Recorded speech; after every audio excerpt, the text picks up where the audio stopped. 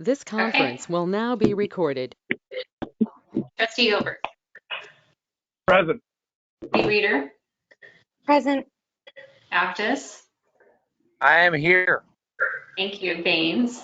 Here. Barandis. Branda's here. Thank you. Burns. Here. Burns present. Smith. Smith is here. Thank you. Present.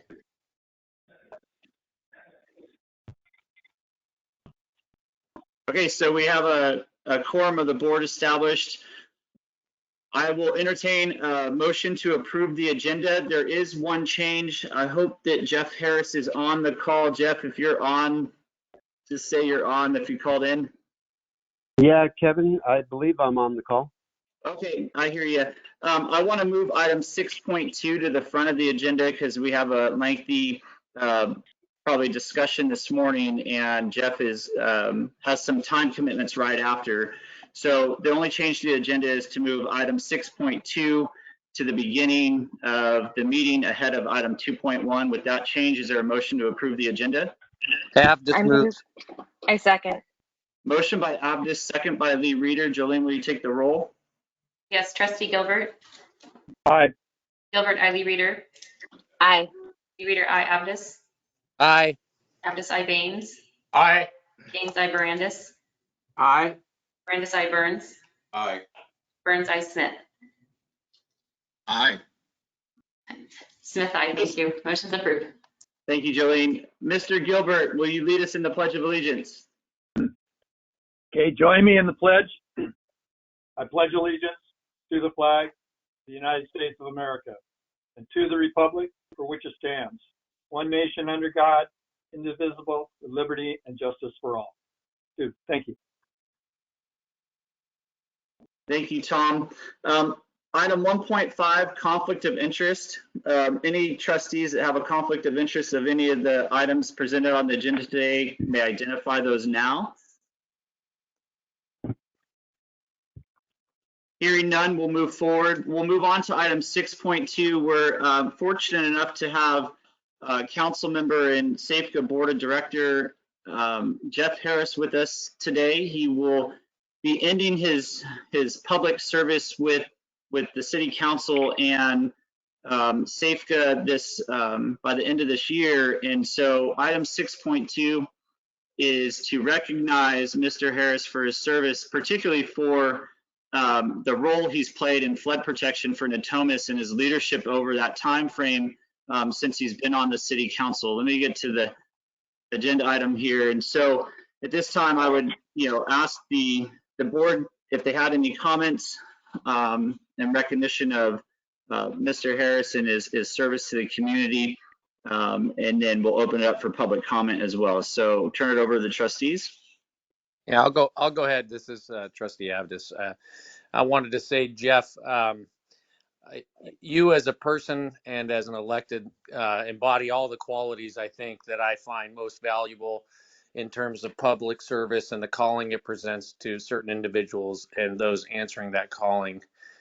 You've approached it with extreme passion, I would say, and the leadership you've exhibited, I would say, is second to none on issues. You've been an extreme friend of flood control.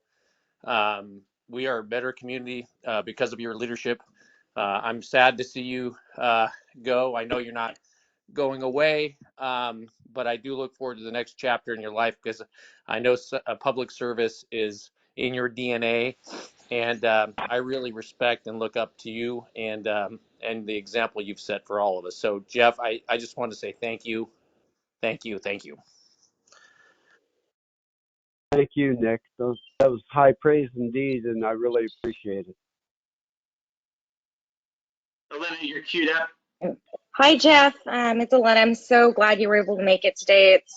I'm sort of sad, but I know I will see you outside of here anyways. But it's been an honor to serve and work with you on SAFCA and through the City Council. And I remember 3 years ago when I first started, you were so supportive and you offer to tutor me if I felt like I needed help. And I just want everybody to know that you're the kind of guy who doesn't kick the ladder for other people. You actually pull them up, and that's one of the characteristics that I really value in you. And you've been a great warrior for everything we've pursued for flood control, from legislation to advocacy to community outreach. And I just really, really want to say thank you so much for your support for RD 1000 and everything you've done to improve our Sacramento region. I'm going to miss you.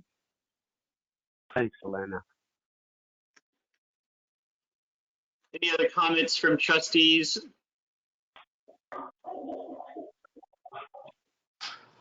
This is Trustee Baines. Just want to thank you, Councilmember Harris, for his service. I've seen you on that dais at the City Council over the years, and I really appreciate how you have never compromised your. You have always maintained higher ground instead of trying to just go with the common ground. You have done a lot for flood control on Safeca. Again, I think you will be missed, but I also know that we'll see you back in public arena fairly soon. Thank you, Jeff. Thank you, Jack. All right, any members from the public would like to comment on item 6.2?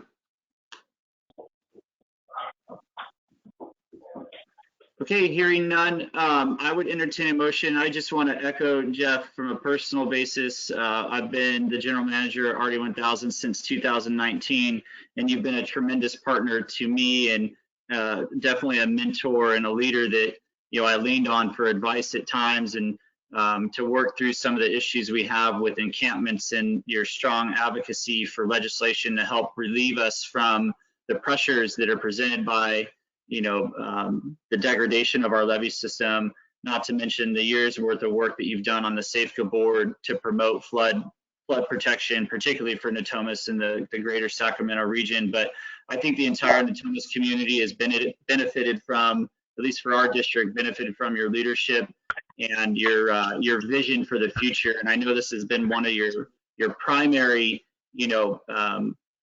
points in being on the board, and one of the primary focuses you had and the reason why you joined. And I was on the Safeco meeting yesterday afternoon, and your point about living on the levee, I listened to your comments there, and you've always made flood protection a top priority for your agenda and what you've carried through. And I just think that the parcel owners within the Natomas Basin and RD 1000 in particular owe a huge debt of gratitude to you and your service. So thank you, Jeff, from a personal basis, for me as a friend and as a mentor in getting into the flood protection arena. I'm certainly going to miss your presence on both of those respective councils. And so I wish you well in your next endeavors, and please don't be a stranger moving forward. So any other public comment, or Jeff, if you'd like to make any comments, please, the floor is yours. Yeah. Sure. Thank you, Kevin. Well, look, you guys, I really appreciate the kind words. The fact of the matter is we've made huge strides for flood protection for the entire region, but especially Natomas. And one thing I'm really proud of is that we've got full funding to complete the NLIP and make Natomas, pretty flood safe, get up to 200-year protection. And with the widening of the Sacramento Weir and bypass, we're headed towards 500-year protection. These are enormous gains. We've also kept flood insurance rates low for Natomans. A lot of great work has happened. But I want to talk about LMAs. You guys are doing the yeoman's work of keeping our levees sound. We're working on repairing them and bolstering them, but you guys maintain them. And I know how difficult it is for RD 1000 to deal with the homeless incursions into the levees. Same is true for ARFCD, but maybe not quite to the extent of RD 1000. It's a heavy lift. It's a difficult problem. But what I really appreciate is that you guys truly focus on keeping the levees maintained. I want to congratulate Elena and Jag on your reelection. I think that's a great turnout. It's going to be good for RD 1000. Overall, you're right. I love flood risk reduction work, and I'm going to try to keep my hand in one way or another. But the love goes both ways. I appreciate all of you quite a lot for your public service. And, you know, together, again, we've made great strides, and I look forward to a city that really doesn't have to sweat flooding in the face of climate change. So thanks again, you guys. I really appreciate you. Thank you, sir. Any other comments from the public on item 6.2? Hearing none, I'd entertain a motion to approve resolution 2022-1103, recognizing Councilmember Jeff Harris and Sacramento Area Flood Control Agency Board Member. So moved. I Motion by second. Abdus, second by Lee Reeder. Jolene, will you take the roll? Yes, Trustee Gilbert. Yes. Gilbert, aye. Lee Reader. Aye. Reader, aye. Abdus. Aye. Abdus, aye. Baines. Aye. Baines, aye. Barandis. Brandis, aye. Barandis, aye. Burns. Aye. Burns, aye. Smith. Aye. Smith, aye. Thank you. Motion's approved. Thank you, Jeff. We'll see you soon. All right. Bye for reaching out. Bye, everybody. Bye. Thank you.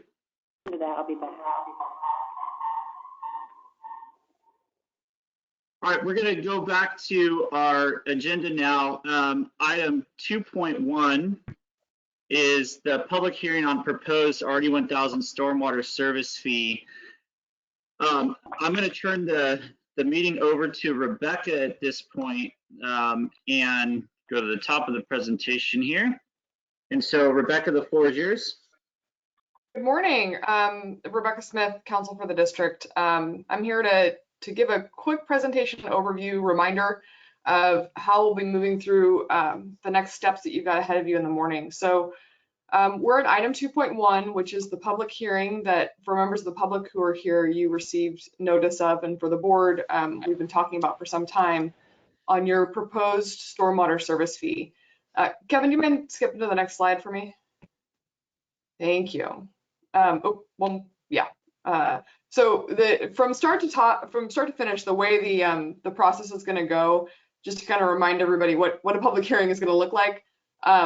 Tom, as our board president, is going to open the public hearing. I know, Tom, Gilbert, you may have had some connection issues this morning. So Elena, we may be calling on you as our vice chair to go ahead and open things up so that you can see what's going on.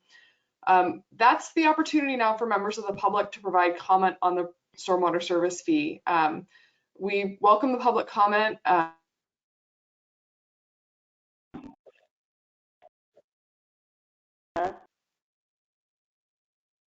And we are going to ask that everyone, because you can see we've got a full house today, our public comment is going to be limited. I believe either Jolene or Christina, district staff, will be timing you, so you don't need to worry too much about trying to watch your watch, but they will let you know if you run out of time, if you get to your 3-minute total. Members of the board, just to ensure that we can move through this in an orderly process and as is traditional with public hearings, we're going to let every member of the public who needs to provide their comments. A reminder that this particular hearing is actually not to take any action on the fee, but to field public comments and field protests. And so we'll let everybody get through and make sure that we've got a chance for everyone to speak for their 3 minutes. A reminder that there's a difference in sort of a Prop 218 reminder. There's a difference between someone providing public comment to say, I like this or I don't like this about the fee, and actually providing a protest. And a protest is a really important part of this process. You are in step 1 of considering this stormwater service fee. Step 1 is that you go out to all of your landowners and field whether or not you've got a majority protest against the fee. For a protest to be tallied and counted, it needs to be in writing, and it needs to identify the properties upon which the protest is being filed or filed on behalf of. When the district mailed out all of its balloting materials or protest materials, it also mailed protest forms. If there's members here who still need to submit or haven't submitted yet and feel that they need to submit a protest, you're going to need to do so in writing. And so I'd suggest to you that if you haven't submitted it yet, it just needs to be in by email before the close of the hearing process. When we get to and we've received some already in the mail. When we get to the close of the hearing process, we're going to go ahead and make a final call, kind of last reminder. If you're going to get your protest in, you got to get it in before the end of the process. And then we're going to close the public hearing. Now, because Prop 218 requires that protests be submitted before the close of the public hearing, we don't count all of our protests and give a final result until we close out this process. And so what's going to happen next is Elena or Tom, whoever is able to, it sounds like looks like Tom's back online, so it's going to be yours, Tom. Okay. It's going to go ahead and close the public hearing and direct staff to go ahead and tally the protests. We're going to give our staff a couple of minutes during that time as you proceed through the meeting to scurry back and make sure that they've got all their math right and tallied the protests. When you get to the next step in this process, which is going to be at your agenda item, I believe 6.1 or 6.2, staff will come back and report on what the final number was. If there is more than a majority protest, then this fee process stops. There is no more fee. And you'll have to district will have to sit back and decide what you do next. If there is less than a majority protest, then the next step for the district to do would be to send this proposed fee and the fee study that is currently posted to your website and has been distributed. You're going to send it out for approval of the landowners. And when we're going through that approval process, we're looking for a majority vote of all affected parcels. So for you landowners who are here, if the district proceeds to step 2, you will again see another notice. You'll again see an opportunity to comment and provide feedback. And you'll be asked if you are in support of the fee to go ahead and return your ballots. And you can see all of this sort of laid out here. And as well as, we've got on here sort of the progress to date. We've been talking about this for a long time. This came out of your comprehensive financial plan back in January 21. We've been talking about the proposed stormwater service fee for much of 22. And here we sit today on November 18th.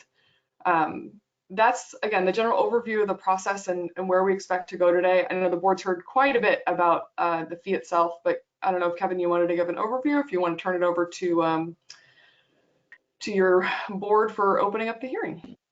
Yeah, so thanks, Rebecca, for that summary. I will turn it over to open up the public hearing. It looks like we have a few members of the public here joining us this morning. I'm going to ask Christina to time as we open the public, when the board president opens up the public hearing. Christina will queue up, someone on public comment. They'll have 3 minutes, and if you could, Christina, queue in at 30 seconds remaining. Remind them they have 30 seconds remaining, and then at that point, let us know when the time's up. So, Christina, ready to go? Thumbs up. And one other item for Kevin, just sort of for cleanliness of our process. We've got a whole bunch of callers here, so I am going to ask Kevin. You're going to come in no particular order, callers. And so if you have a public comment, please wait to be called, and we'll do a kind of a last call if have we missed anybody. Otherwise, we end up with several members of the public talking over each other. So whether it's Kevin or Christina or Tom, if you want to call out public comment as they come in, that'll help folks to get queued up. So yes, I'll do that.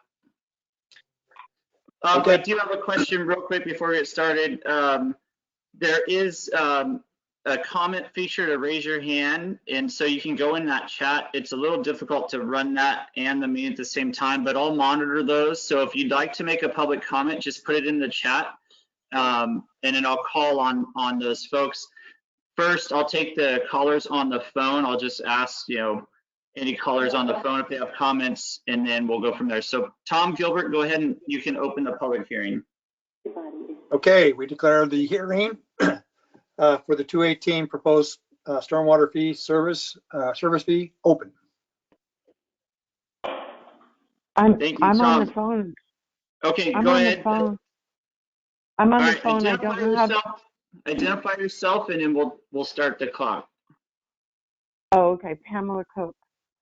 But I didn't know you had a Zoom availability for us to be on this meeting. It's not on the paperwork I got. It's through GoToMeeting, and it was identified as our board meeting for this process. So the link was provided in that fee protest form, and it posted to our website. But it's okay. If you'd like to make public comment on the item, you can do so by calling in. That's fine. So you can start your comments now. Okay, I don't recall getting a fee protest form. Anyway, let me just comment that I live on one of the edge of one of the ponds that are created for the retention, and then there's a sump pump at the end of the pond that feeds it right into the canal.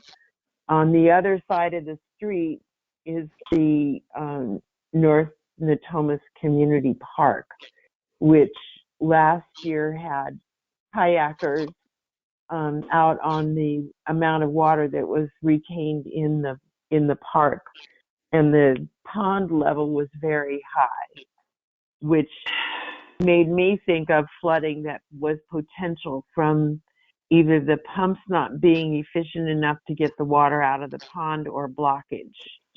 And that's I don't mind the fee, and I don't mind paying the fee. I just want to make sure that my first floor unit at the Amara complex does not get flooded from the pond.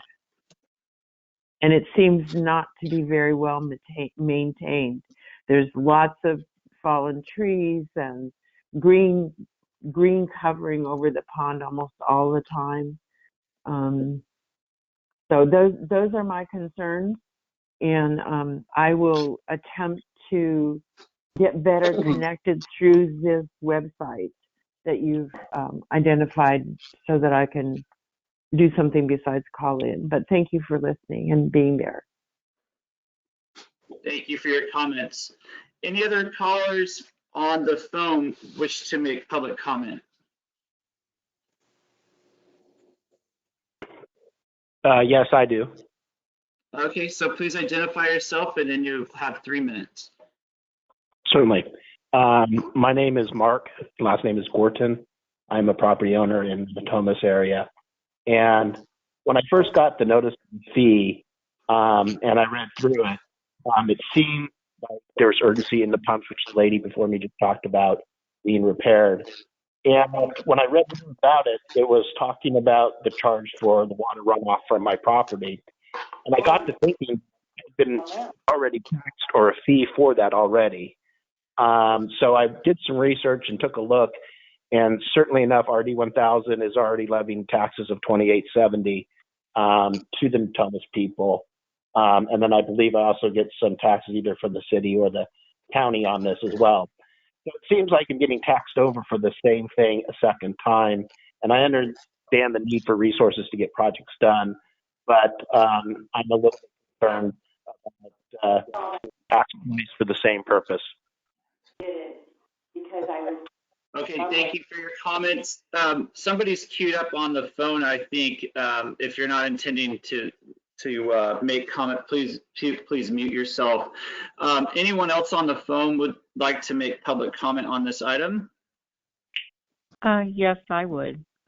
My name is Sylvia, and Sylvia Phelan, and I live in South Natomas.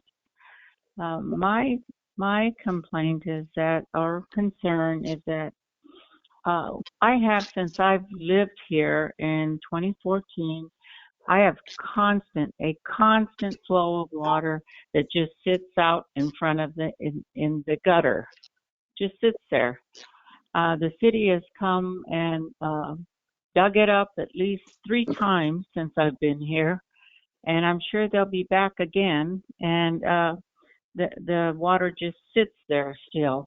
I'm concerned that this fee, well, I have an FHA loan anyway. I already pay flood control, so I'm just concerned that I feel like I'm already paying the fee.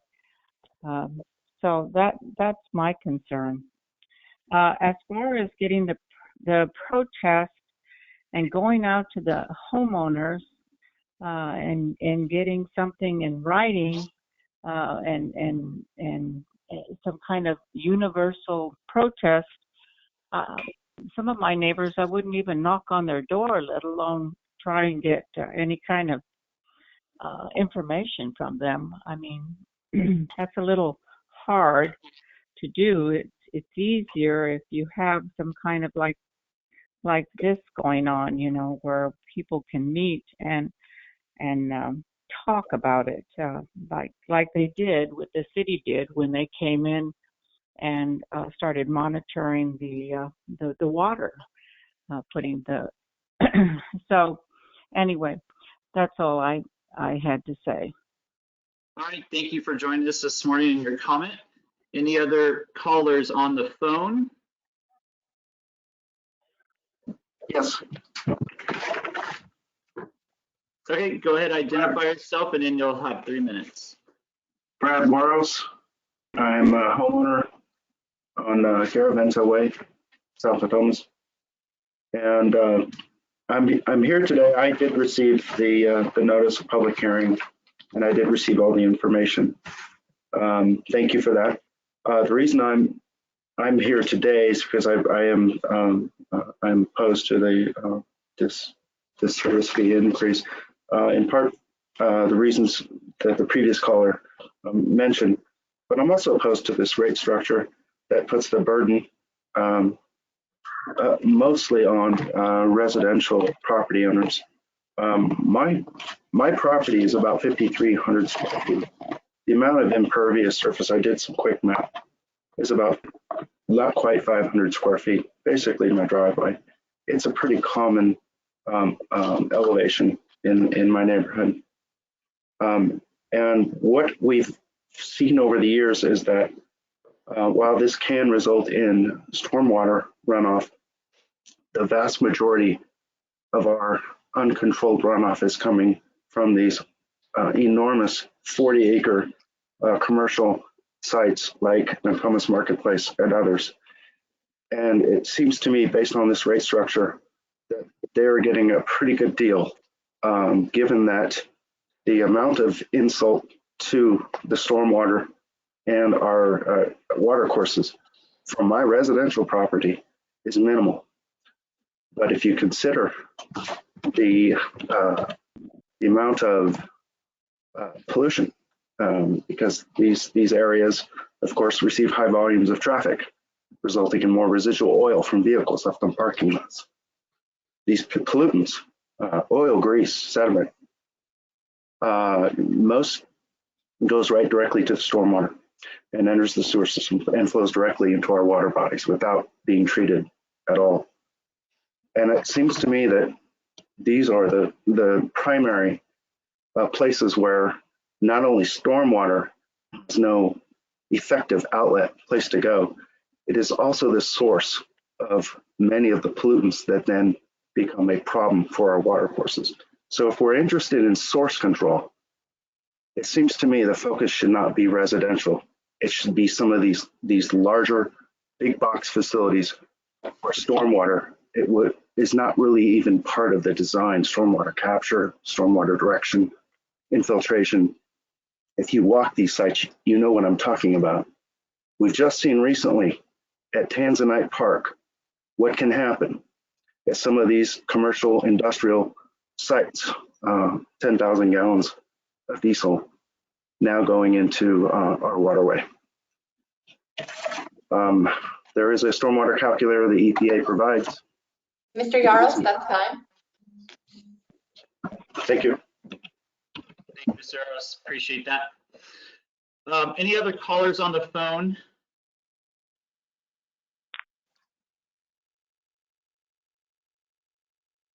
Okay, hearing none, I'm going to move into the chat, and I'm going to start in order.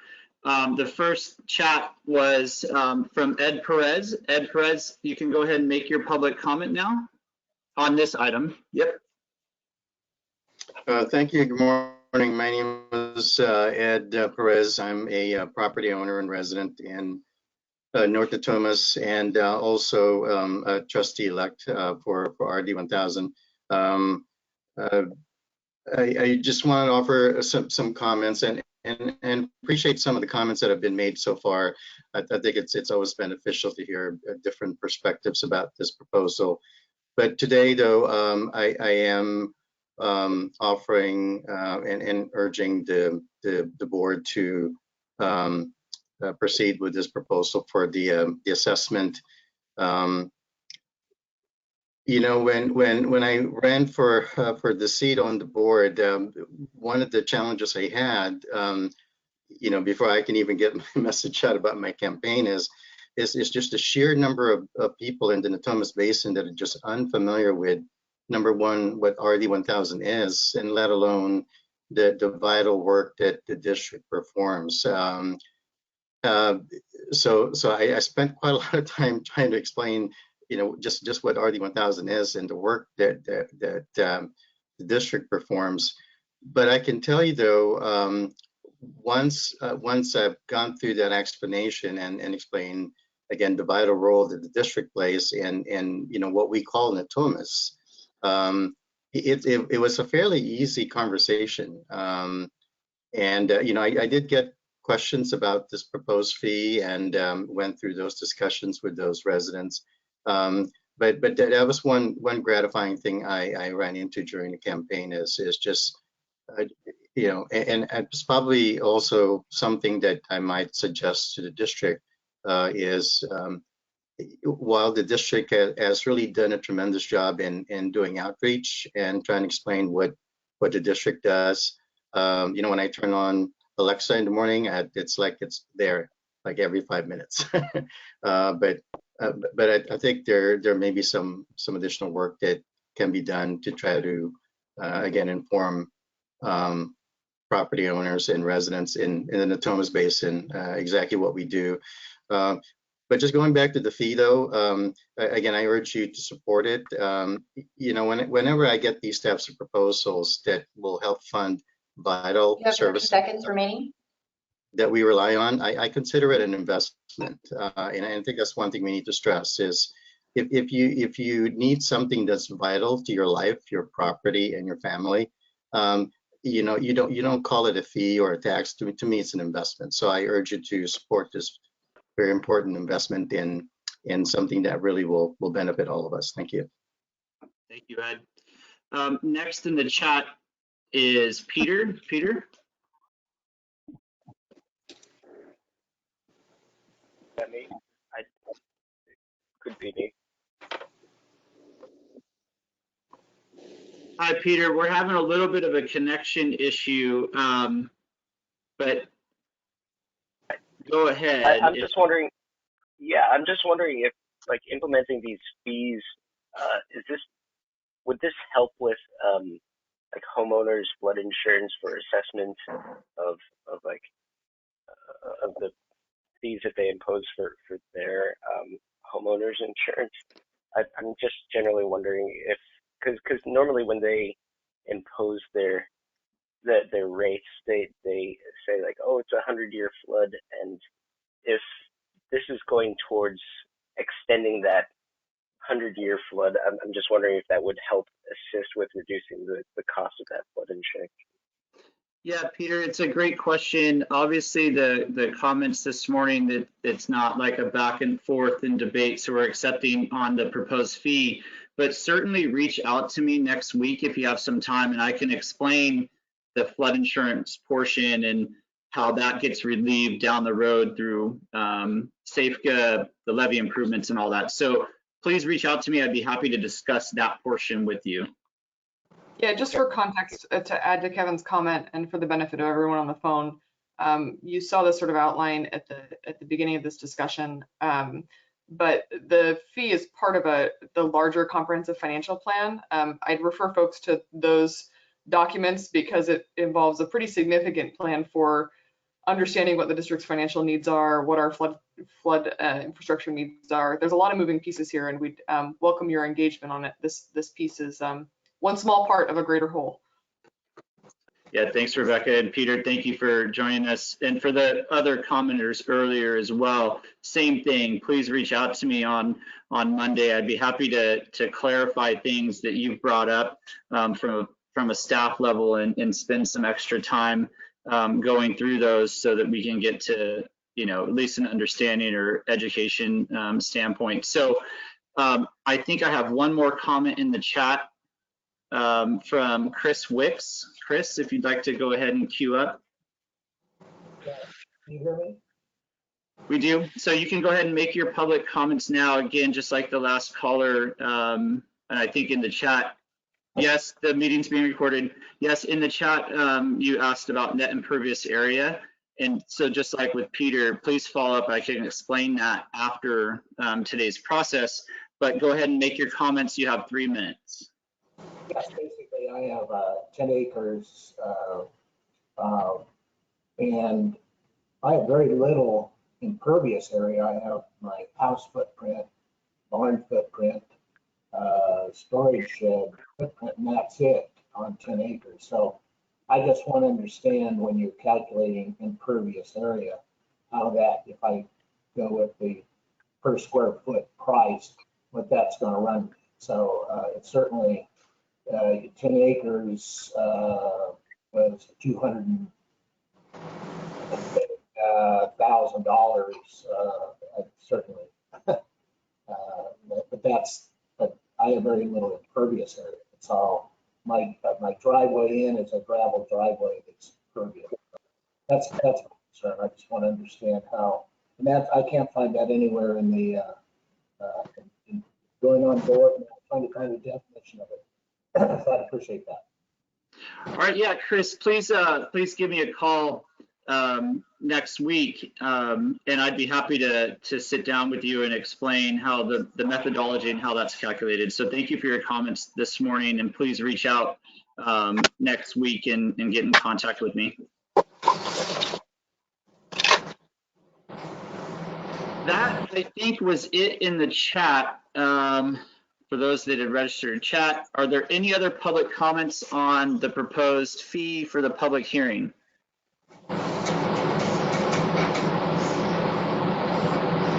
So how long of a, excuse me. Oh, I'm sorry. Who is this? And identify yourself, please. No, I've already spoken, but okay.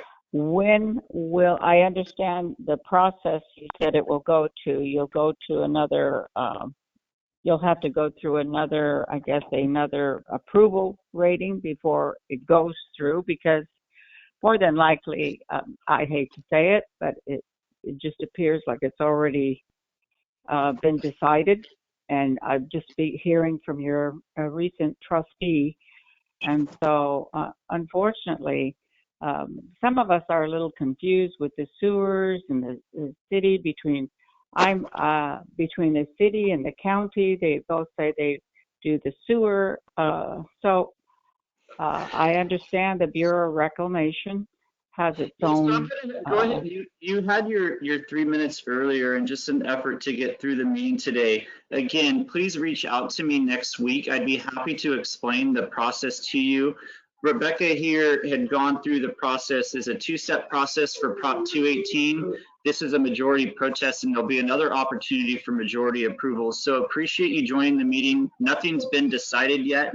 But please reach out to me and I can explain process and walk through it with all the callers on the phone today, and explain in more detail prior to receiving an approval ballot for step 2 if the board elects to go there. So thank you so much.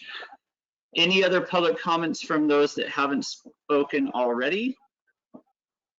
Hey, Kevin, I spoke, but can you give us your contact information?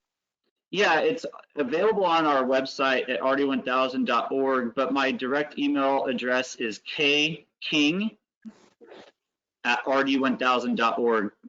Go ahead and send me an email there and I'll respond to all of those. Thank you. Or you can contact us through the webpage on rd1000.org and submit a form, a question or comment through our website there. And it'll come to my email box as well as our administrative staff. Thank you. Thank you. Okay, so hearing all public comment and don't see anything more in the chat or anyone else on the phone, at this point, I'll turn it back over to, where are we at, Rebecca? Take over, or do we turn it back to Tom now? Well, I think it sounds like Kevin is asking for further public comment, but a reminder, this is also last call for written protests. And so I'm going to turn. I'm sorry, Kevin. There looks like somebody. Rebecca. It looks like there's somebody. Brian McKenzie wants to. He's waving his hands. Oh, I don't see. I'm sorry. Okay, yeah, Brian. Okay, sorry. Brian, go ahead and unmute. Chris, thank you for that because it's hard to see on my screen on the colors. So Brian, if you want to make public comment, you're muted, Mr. McKenzie. You have to unmute your mic. Protesting. You have to protest by the end of this meeting. Dumbasses. Better go through.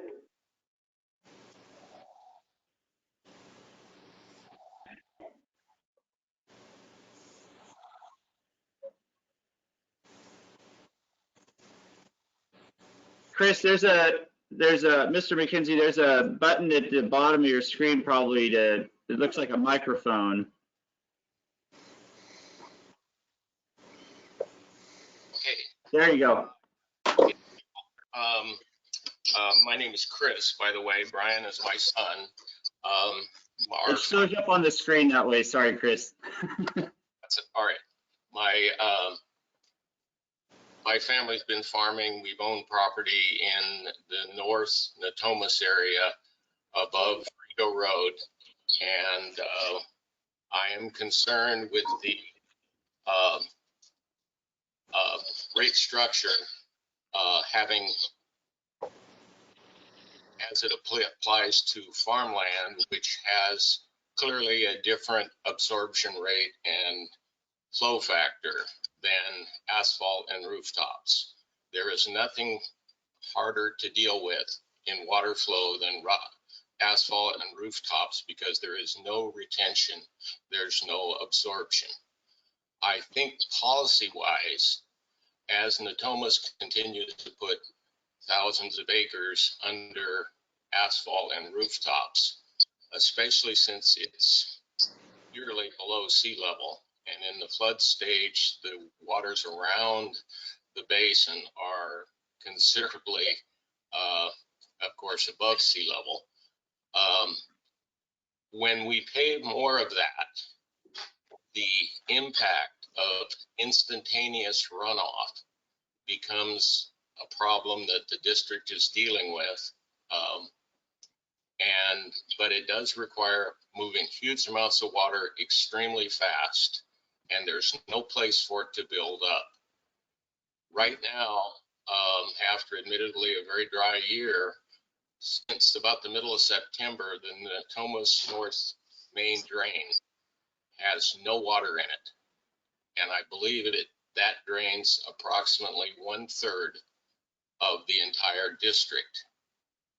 After an inch and a half of rain, there's still no water.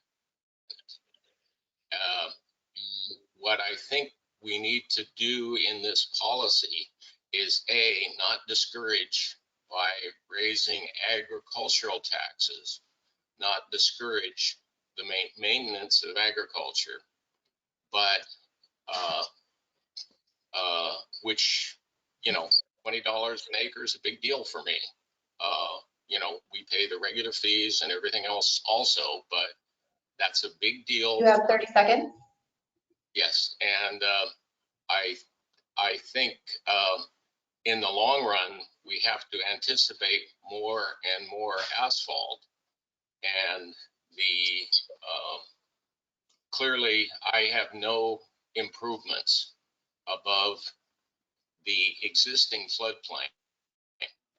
That doesn't include Natomas. So I don't have anything to ensure. Mr. McKenzie, that's time. Okay, thank you. I think we need to thoughtfully consider Thank you, Mr. McKenzie. the long run. Okay. We have to move on. I will follow up with you next week, and thanks for stopping by the office yesterday. I apologize. I was preoccupied with the trustee election, but I did want to reach out to you afterwards because I think there's some things that I need to reach on. So I have your contact, and I will be in contact with you. Are there any other members from the public? And thank you, Trustee Burns, for seeing the waving of the hand. Anyone else on the call today that would like to make public comment on this? Okay, hearing none, looking at the videos, I went through everybody's little pictures. Rebecca, now we can go ahead and turn it back over to you and to President Gilbert. So Tom, there you go, Tom. Do we have to make a formal motion to close the hearing, Rebecca? You are our board president and you get to go ahead and close the hearing yourself.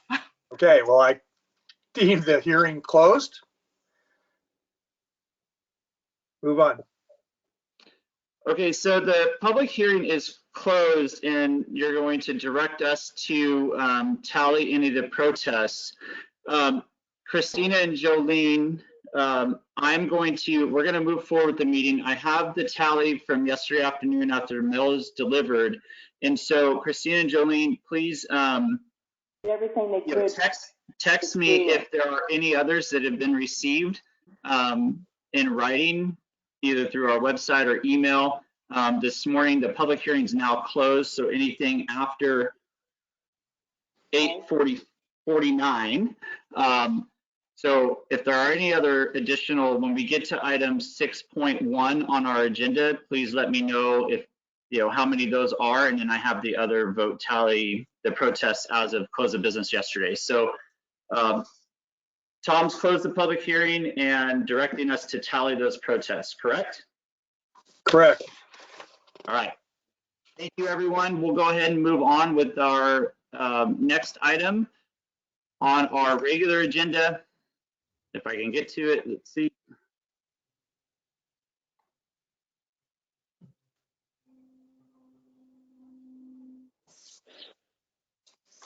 So we're on to item 3 now, which is public comment on non-agendized items. So any member from the public that would wish to comment on items not appearing on our agenda today, you have 3 minutes to make those public comments.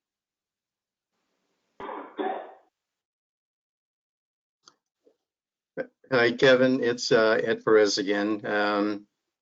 I forgot to mention this in my previous comments, but again, as I mentioned earlier, I'm one of the trustee elects for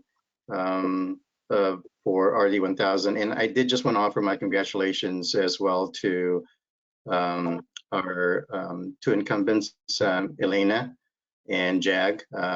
Look forward to working with both of you and of course the rest of the RD board.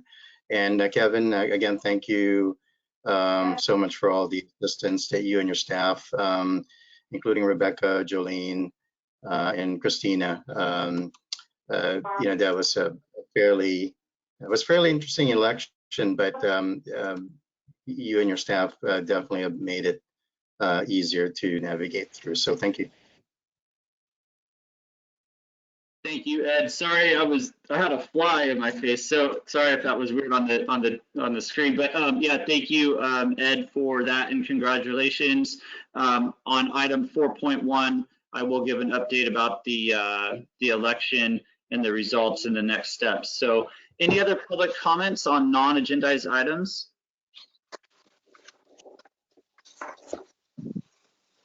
Okay, hearing none, we'll move on to item 4.1. General Manager's report. Minimal to add here. I do want to let those people know that the election was concluded yesterday for the trustees, our election board, and want to on record make sure that we acknowledge their effort to help us out and tally the votes. We spent 3 different sessions counting the votes. We had a record turnout of ballots returned and votes cast.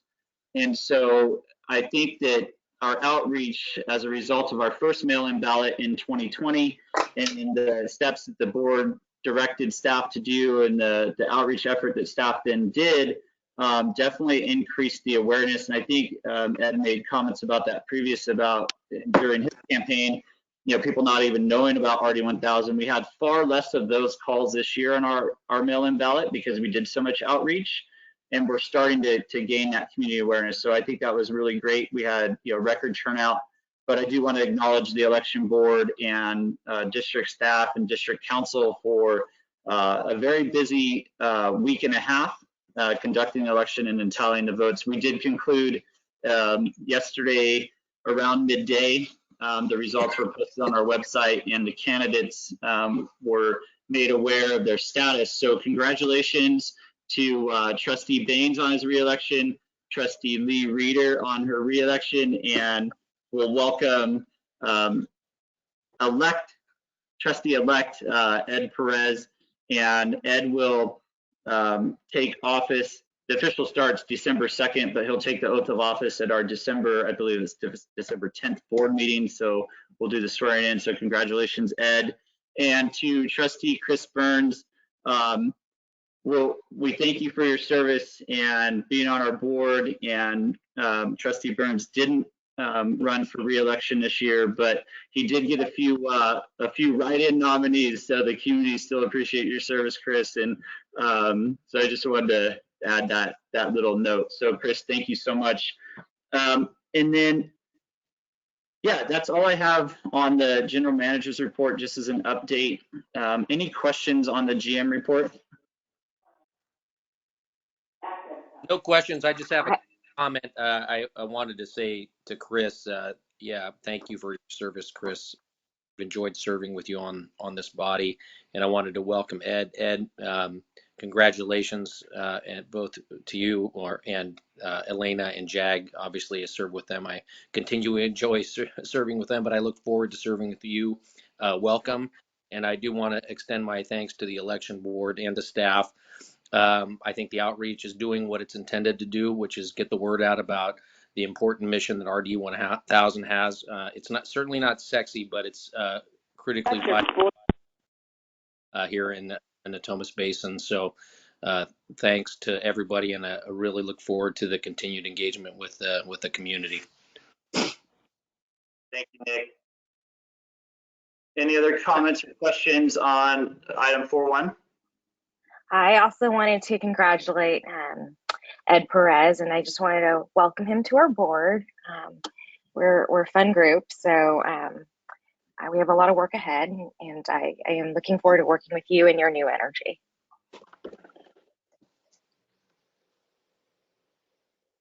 Thanks, Elena. Any other comments or questions on the general manager's report? Okay, hearing none, we'll move on to the operations manager's report. We've had a really busy month with not only the election and the Prop 218 process and all the outreach, but Gabe has been doing a tremendous job in getting ready for flood season.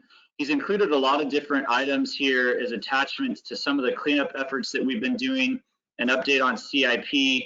As I scroll here, and I do want to point out that next week, so this is the Steelhead Creek cleanup report has been included, and this was done in October. And this project we do on an annual basis in conjunction with the Central Valley Regional Water Quality Control Board and American River and other volunteers in the city of Sacramento. And we had tremendous removal of debris this year. So Gabe and Tony coordinated that effort on RD 1000's behalf and put together this nice little cleanup report and the associated pictures. So I hope you all had an opportunity to review that in your board packet. And I just wanted to go through some of these things and then highlight something else that Gabe's been working on that's coming up next week. And so as I scroll here, I'll just talk about what's going on next week. So Gabe's been attending meetings with the city of Sacramento for about the last 3 weeks now. They hold a weekly meeting with their internal folks, whether it's the homeless impact team or the community resource team and other agencies. Gabe can add all the others in, but now we have a direct line and we're invited to those weekly meetings where basically what happens is in that meeting, they set up and prioritize their efforts for the coming week and, look through where the impacts are on the ordinance that they passed. And so our board a couple months ago adopted a resolution as well, authorizing the city to enforce their ordinance on district-owned properties for the impacts to protect critical infrastructure. So Gabe's been included in those weekly meetings now down at City Hall with the integral city staff that sets the priority for removing encroachments or encampments on critical infrastructure. And because of Gabe's efforts and his dedication there and the connections he's made, we actually are going to start through that process, through the city ordinance and our adoption of our resolution to authorize them, we're starting our first removal next week with notification, and that first one's going to be behind Home Depot. There's our main canal runs right there along I-80. There's about 10 different cars and a really big hindrance of our operations right there at a critical point in our infrastructure. So we're going to be providing notices and start that removal next week. So I just want to congratulate Gabe and point out to the trustees and the public that our operations manager is on top of this, and we're making incremental steps, but we're getting there. And all the hard work that we've done and the resource allocation that the board has allocated through our budgets over the years, it's finally starting to make some progress. So we can't obviously expect the city to respond to us every second that we need them, but they are willing to do it, and this is a great first step. So thank you, Gabe, and I'll turn it over to the trustees if there are any further comments from the board or questions on the operations manager's report.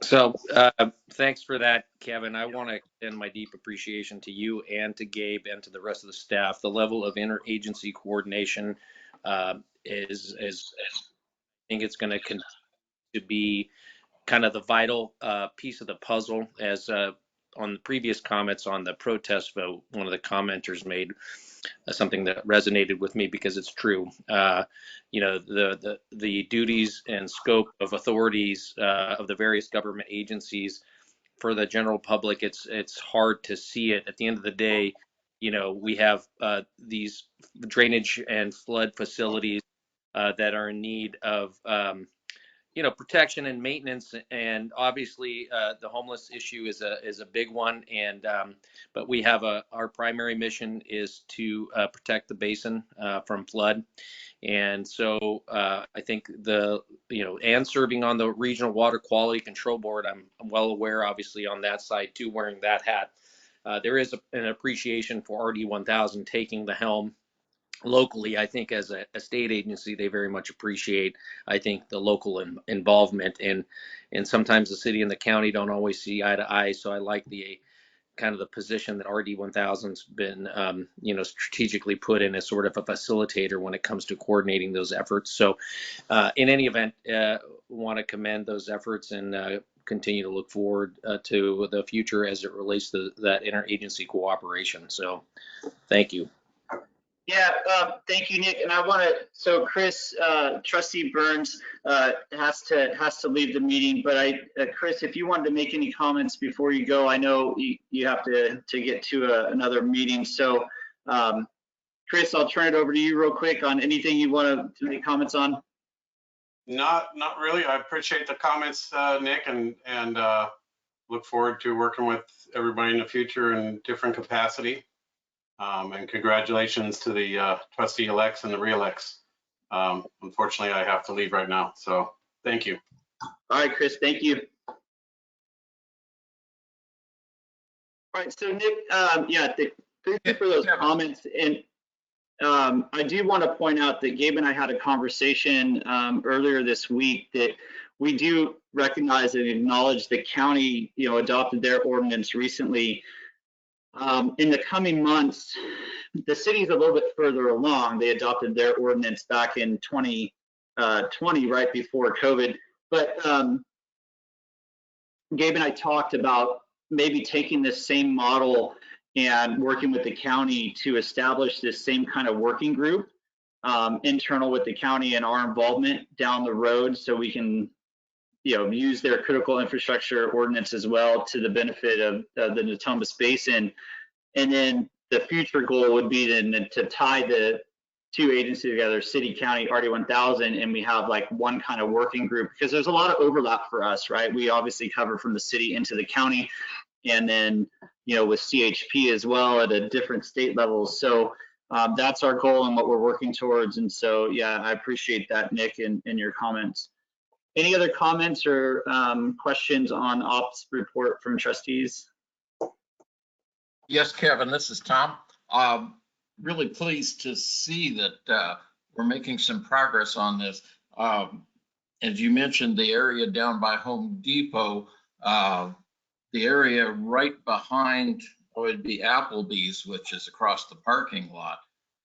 As I drove by there recently, I could see where the age-old practice of throwing all your garbage into the standing water was alive and well. And that's such an ugly part of how to get rid of your garbage, and why so many of the folks find that a nice spot to camp, because you can get rid of it all. So it really warms my heart to see that we as a district are making some progress on this. Our heart goes out to the homeless.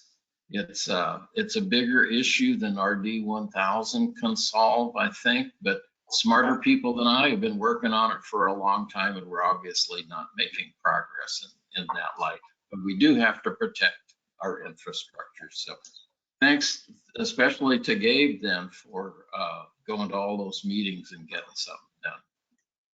Yeah, thank you, Trustee Smith. And that other area behind Applebee's is 2 weeks from now. So anyway, any other comments or questions from trustees on 4.2? All right, hearing none, we'll move on to item 4.3, General Counsel Report. Good morning. So you've already heard from me a little bit this morning, but in our role as General Counsel, we've been assisting both with moving your and supporting your fee process as it moves forward, as well as your general district elections and your trustee elections.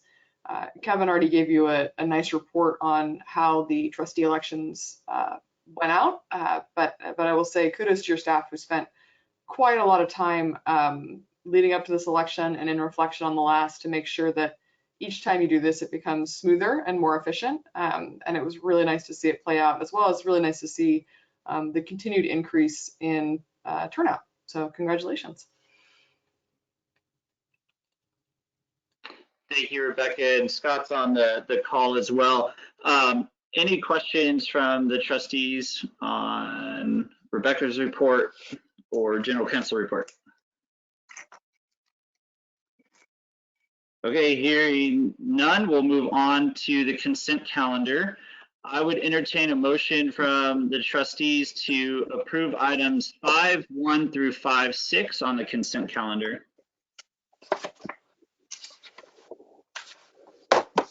So moved. I'll second that. Sorry, there was a motion by Abdus, a second by Gilbert. Gilbert. Jolene, will you take roll on consent calendar? Yes, Trustee Gilbert. Aye. Gilbert, I. Lee Reader. Aye. Lee Reader, I. Abdus. Aye. Abdus, I. Baines. Aye. Baines, I. Brandis. Aye. Brandis, I. Burns, absent. Smith. Aye. Smith, I. Motion's approved. Thank you, Jolene. On to item 6.1. Before we open this up, Jolene or Christina, do we have any more other protests other than what you sent me yesterday afternoon at the end of the day? No, we have not. No, from Christina and Jolene. I looked at my emails while we were on those other items, and I don't have any other email submissions. Let me just check one more time. And so, Rebecca, while I do that, I'm going to go ahead and turn over to you item 6.1, and I'll tally the rest if I have any. I just may check my email one more time. Sounds good. All right, and I think, there we go. All right. So here's your presentation on stormwater service fee. Kevin's jumped to the most relevant information for you. So let's go to the next slide, Kevin. We know where we're at. Yes, where we're at as of 7:45 this morning. Let me just double check, and Rebecca, you can walk through this. I will update those numbers if they've changed. Sure. So yeah, as Kevin mentioned, this is the returns that you've received on your protest ballot. You've got roughly 32,000 parcels that would participate in that protest ballot. That's any affected parcel related to the stormwater service fee. As of 7:45 this morning, you had 2,961 protests lodged. Those are counted per parcel. which is an end result of 9%. That's well below the threshold for a majority protest. And so you've sort of passed this first step for the potential fee levy. What we do today then, and again, this is subject to Kevin's confirmation that you've received no further protests, but what we do today then is you have resolution 221102 in your packets. That resolution just memorializes what the protest count was, keeps a record of it, and then directs the staff to move to the next step in your fee consideration process, which is the majority ballot. Do you mind skipping to the next one for me, Kevin? 1 second here. Sorry, I know I'm asking you to do a couple things at once. No, it's okay. Let me just go back and then share again. And here we go. Next. So here is sort of our basic timeline for what happens next. You will again provide, and I want to reiterate here because I know this is a board that cares a lot about making sure we have appropriate outreach and engagement with your public. So we'll again provide, assuming that you adopt this next resolution, we'll again provide notice that the balloting process is going forward. You'll notify every affected parcel holder again. You'll let them know again in reference to the fee study, how their fees have been calculated. I do want to note too, through the course of this process with your fee study, a couple of parties have come in and said, hey, you know, my the data in the fee study doesn't reflect the actual data on my parcel. There's a clerical error. You've been able to make those administrative corrections. They don't change methodology. They don't change the net result of your fee study. And I want to make sure I'm very explicit with the board that you'll be able to make those administrative corrections just like you do with any other fee levy for the duration here. We want to make sure that the facts you're working on, the data you're working on is correct. So, so we'll send notice out to all affected landowners again. The minimum amount of notice that we would be required to provide is 45 days. In speaking with staff, staff had a concern that, you know, we're getting into the holiday season. We want to make sure that folks actually have a chance to see, review, look, talk about this. And so the suggestion is to set a election date and kind of a final hearing date of March 2023. That March 10th date is keyed to the date of your board meeting, similar to this one, rather than try to get you guys in multiple meetings and hearings in the same month. So backing out from there, the board, the staff, assuming you direct them to move forward, would begin sending out outreach materials, sending out reminders, sending out data about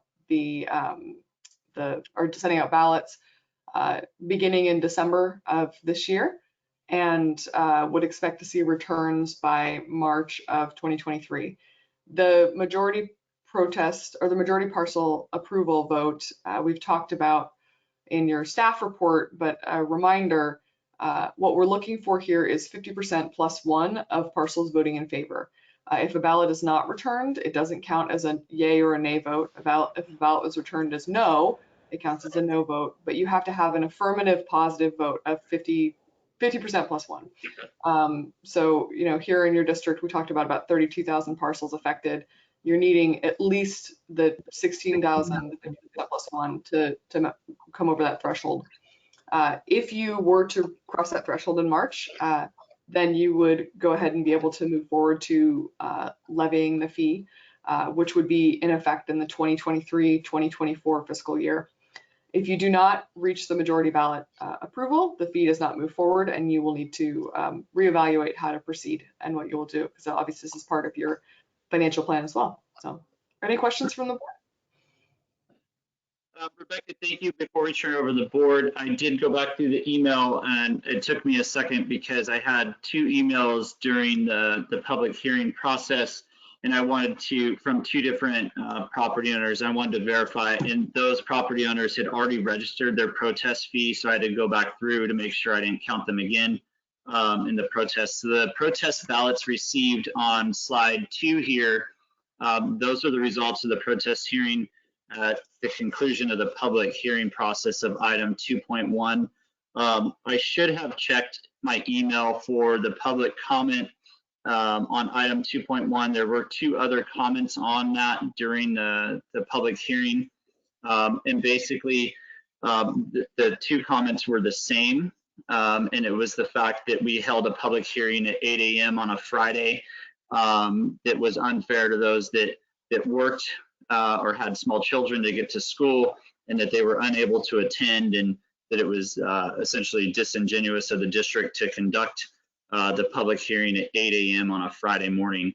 And so our regular scheduled meetings are 8 a.m. They've been this way for a very long time on a Friday. We did, for the board, the board and public's knowledge, we did move the meeting from our normally scheduled second Friday to this Friday in recognition of Veterans Holiday on November 11th. Normally this would have been on the 11th. So we did try to provide as much opportunity, but those were the 2 comments received, and both on item 2.1, but it doesn't change.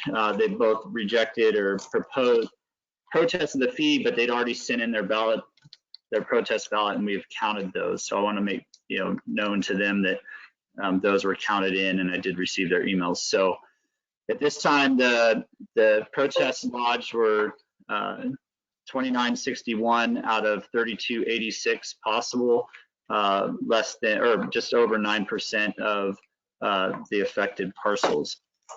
So, all right, we'll turn it over to the board at this point for comment on item 6.1. Trustees, you can go ahead and make comments, and then we'll open it up to the public for public comments on this agenda item. Yeah, Kevin, this is Nick. I have some comments, but I'll wait till we hear from the public. Okay. Are there any public comments on this item?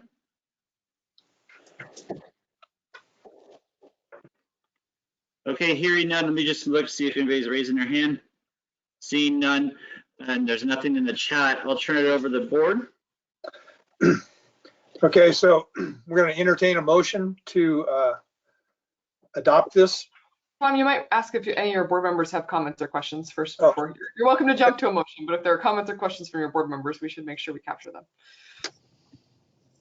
Okay, are there any comments or questions? Yeah, I do, Tom. This is Nick. Okay. So I wanted to comment on something Kevin said with regards to the commenters that talked about the timing of the hearing. I know it's been said many times, but I want to reiterate, the appearance this morning isn't what matters. It's submitting the protest that matters. And folks, I believe, had to have ample time to have submitted those protest ballots, should they have deemed them necessary to do so. They've also had ample opportunity to submit comments that this board would receive and review as part of their diligence in moving forward here. And with regards to the next step in the process, Rebecca, I want to make sure I understand correctly, because this was one of my big issues, was going to be, the fact that we are upon the holidays and people are focused on other things. This is a very important vote for the district, but also a very important vote for property owners, as it is an increase in what they're assessed on an annual basis, and increases the financial burden. And so people should have adequate time without distraction to review the proposed fee and its effect on their particular situation. So the statutory minimum time for review is 45 days.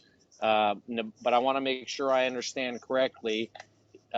Is that from the time that the ballots get mailed out, and then 45 days is the soonest you can close the voting period? And then secondarily, since we're sending out ballots here soon, but the ballots won't be due until March, that obviously is more than double the statutory time period. So can you just clarify that for me? Yeah, let me do that real quick, Nick, and our intent in recognizing that. Oh, sorry, Rebecca. Let me just on timeline for Nick's benefit and the question, and then you can answer the statutory questions. Our initial thought, staff-wise, was to have the ballot measure returned and counted in February at our February board meeting. But in recognition of the holiday season and some timing, we actually need to return to the board with the 218 procedures at our December board meeting. We'll finalize the ballot and get the ballot out in early January, after the holidays, to allow us more than the 45 days and conclude the election if the board approves to move forward on March 10th.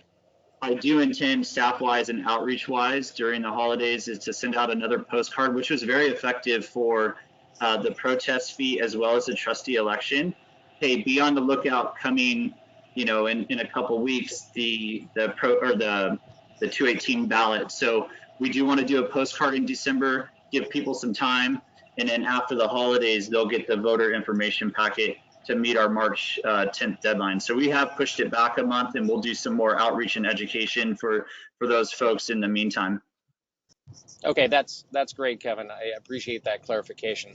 Yeah, with that, Tom, I would move forward with the staff. Rebecca, did you want to answer any statutory questions, or did I cover it? I think you covered it, Kevin, and Nick, you were kind of going in and out a little bit, but just to confirm, it is a 45-day minimum period, essentially, that ballots have to be out to voters.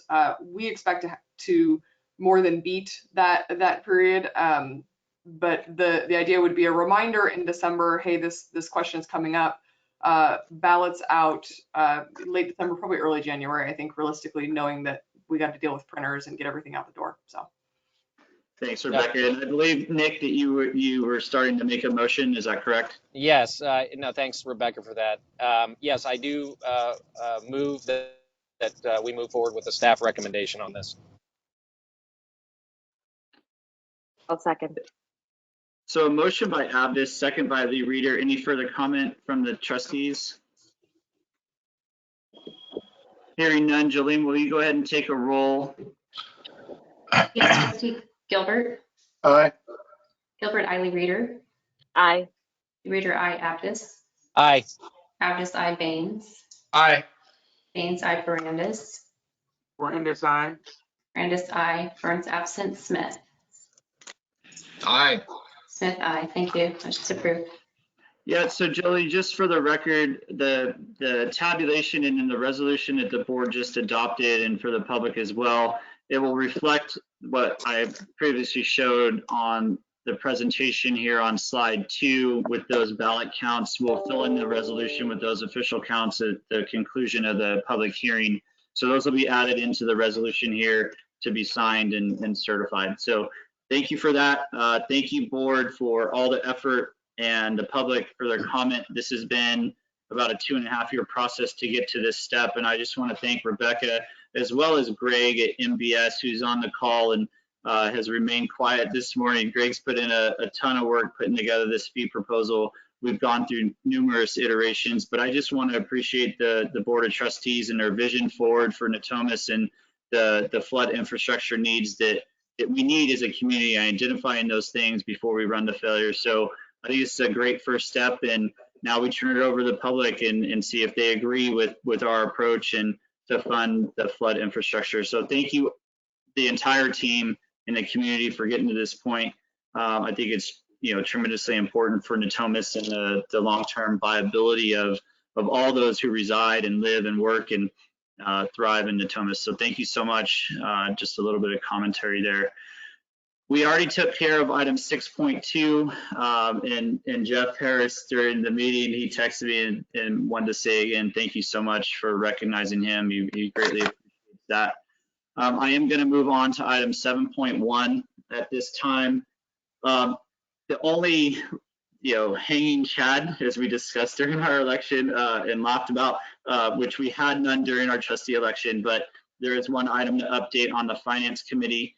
The Finance Committee did, and we'll reflect this in our written record, the Finance Committee did meet and review the draft audit report for fiscal year 21-22 on Wednesday of this week. We published the packet prior to the conclusion of that meeting.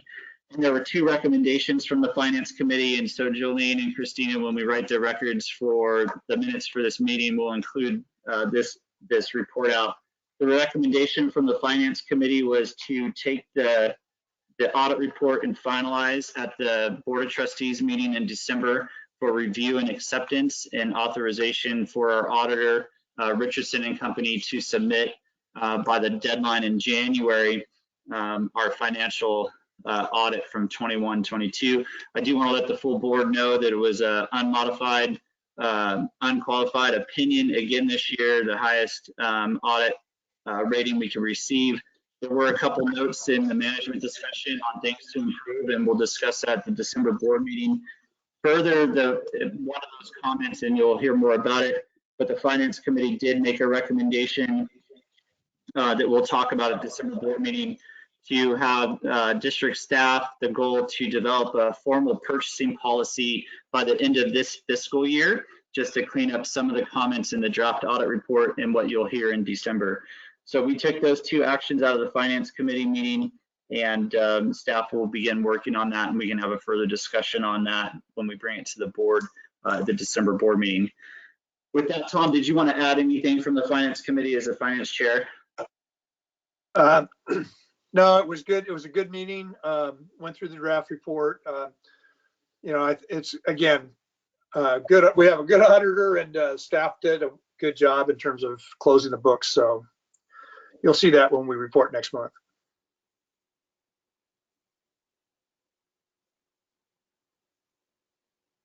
All right, thank you, Tom. Any other comments on the committee reports? Okay, hearing none, we'll go back to everyone's favorite item on our agenda. I would entertain a motion to adjourn. Kevin, before we do that, when is the next meeting? Is it the 9th? I think it's December 10th. Let me just double check here. The 10th, yeah, that's a Oh, no, you're right. It's the 9th. December 9th is our next board meeting. So it'll be a pretty quick turnaround. We'll have executive committee meeting on the 30th, November 30th. Okay. So next board of trustees meeting will be December 9th. Ed, we'll get you all set up. If you're still on and listening, we'll get you set up. We'll make sure you're included in the meeting invite and get you a board packet, and we'll start including you in those things. And then Ed Perez will take the oath of office at our December board meeting. Ed says thank you in the chat. One thing, I'm not sure if we'll still be using GoToMeeting. We are working on the AV setup for the boardroom with our cameras and moving to the Zoom platform. Jolene and Christina have been working really hard to work with our integrator to include that, so we're ready for February. We need to prove concept a little bit before we just do a December meeting in public and do a swearing in and important stuff. So we want to make sure it's all tested out. So potentially it'll be a Zoom meeting, but it may still be GoTo. So Jolene, thank you so much for coordinating that. It's going to be a tremendous benefit, and I can't wait for all of you to see the setup when we go back to the hybrid or in-person meetings in the boardroom. So Jolene, thank you for that. But yes, December 9th, and I'll send out a notice and make sure that everyone knows either GoToMeeting or Zoom.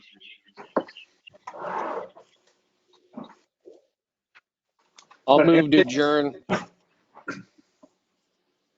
Look, was that you, Abdus? Yes, move to adjourn.